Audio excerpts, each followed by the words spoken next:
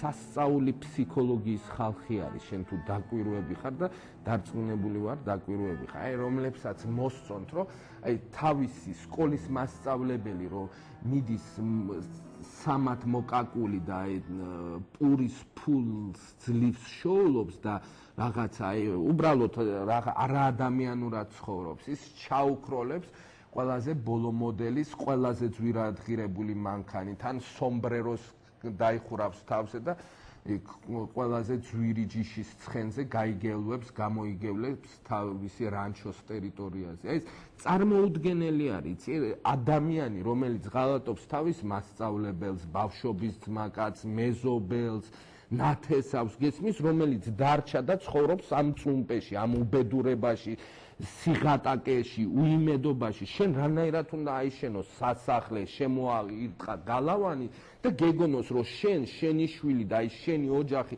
იქნებით ცალკე საქართველოში და ყველა ვისთანაც რაღაცა ურთიერთობა ქონდა, ის მას შეხედო როგორც მონას.